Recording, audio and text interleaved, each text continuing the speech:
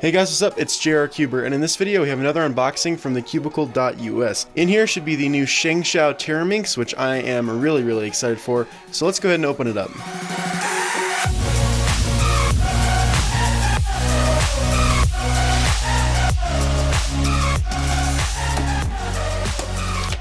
Alright, so it looks like we got a couple of items in here. This is the Teraminx, so we'll look at that in a second. What else do we have in here? This looks like a 3x3. Oh yeah, this is a replacement part business card.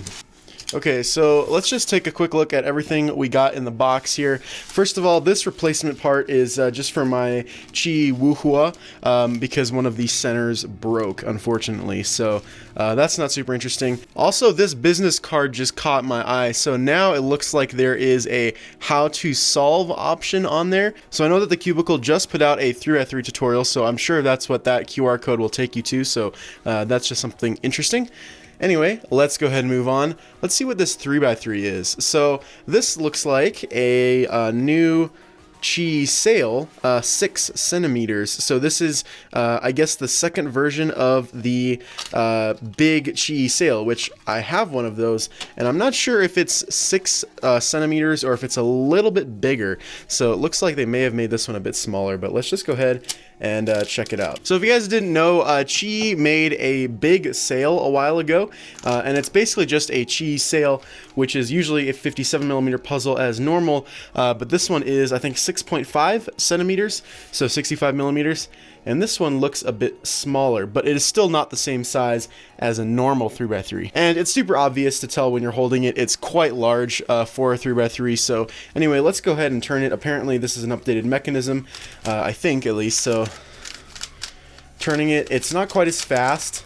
It's definitely a little bit more sluggish, but it feels like it needs to be lubed, so that's not a problem. Yeah, it looks totally dry. It also appears to be very tight, so tensioning and lubing will, I'm sure, fix the stiffness right now. But it's very buttery, very smooth, extremely smooth actually. Yeah, I'm not feeling anything when I turn that. It's just a very smooth turn. So, interesting. Let's just go ahead and take a look at the mechanism. Ooh, I might not even be able to get one of the pieces out. Yeah, it is really tight.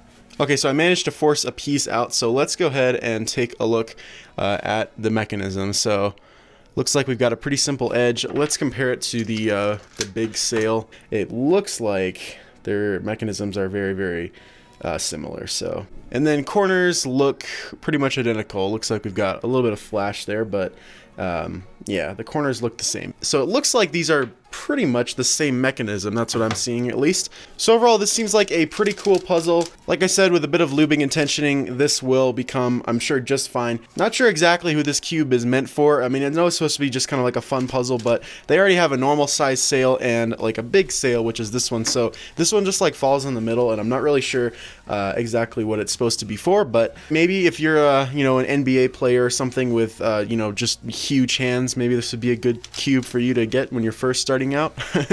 Anyway, let's go ahead and move on to the main purpose of this video, which is the Shengshou Teraminx. So I'm really excited for this for a couple of reasons.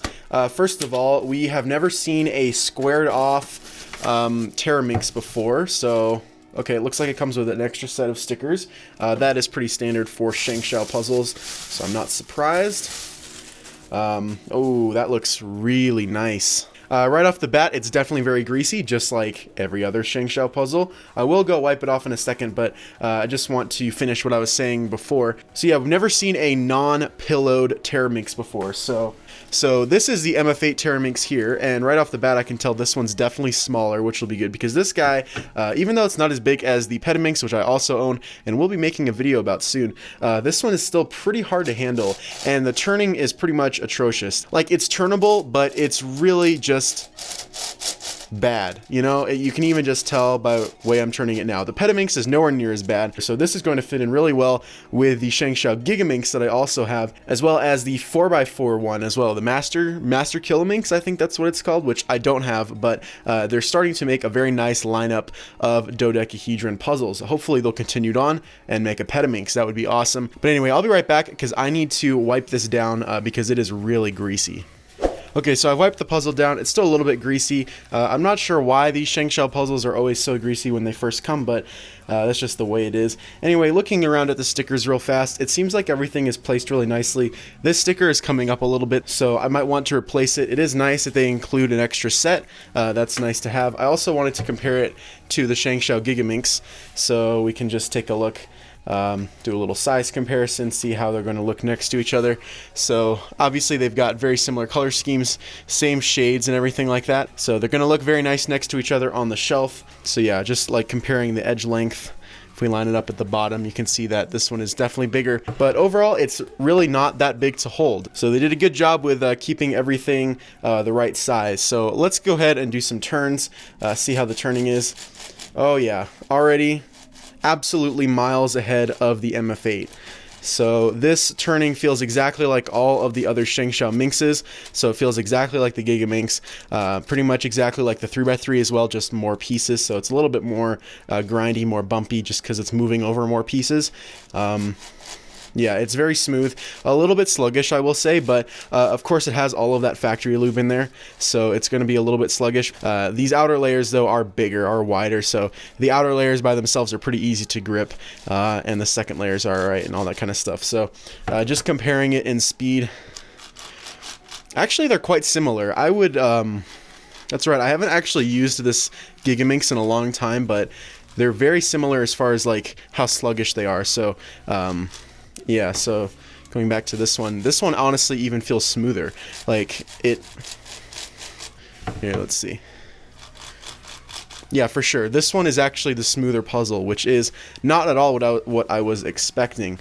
So that's really interesting. This is going to be super fun to solve on, just turning a few more layers. Yeah, it looks like the tensions aren't super even, so some sides definitely feel tighter than others, but that's alright. Let's see. Yep, easily finger trickable about these top layers. Oh yeah, and then second. Yeah, that's the big one. On the on this MF8 Teraminx here, I don't think anything is finger trickable actually. Like, if you try to finger trick it, you kind of just have to use two hands and slide it along real carefully. And then second layers. The second layers are the worst on this puzzle. They're really bad. And just in general, the shape is just really awkward to hold, because when you've got a big 12-sided puzzle like this, making it pillowed just about turns it into a ball, it feels like. And so it's kind of hard to just grip everything.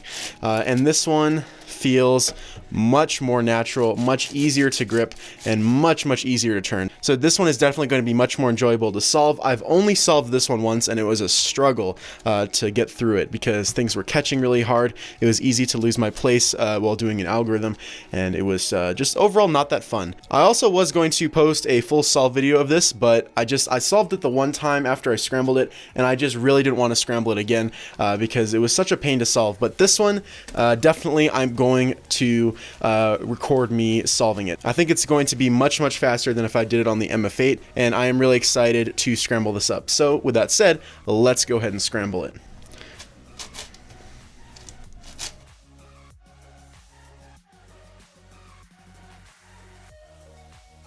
Alright, so that looks pretty scrambled to me, and so now you can really see kind of the contrast between all of the colors. One thing I really like about the Shengshou color scheme for dodecahedrons is all of the colors are super easily distinguishable. One of the things I really didn't like about solving this puzzle, and the Teraminx even more so because it has a bit of a different color scheme, is that a lot of the colors are very similar to each other. So it may not look like it when it's all solved like this, but when you're trying to spot certain colors, these two especially messed me up a lot. And even more so on the Teraminx, there's two colors that are just about exactly the same, which is super annoying when it's all messed up and you're trying to find a single piece amongst, you know, a big mass of different colors. It can get quite hard. So on here, I know it's going to be a lot easier, which I'm super excited about. Anyway, that's pretty much all I've got to say about this MF8 Teraminx. Definitely let me know if you guys would want me to do a solve video and whether or not you'd want me to live stream it or not. Live streaming is a bit easier because if I did a solve video, I'd probably want to do some sort of commentary, and I don't know what I could talk about for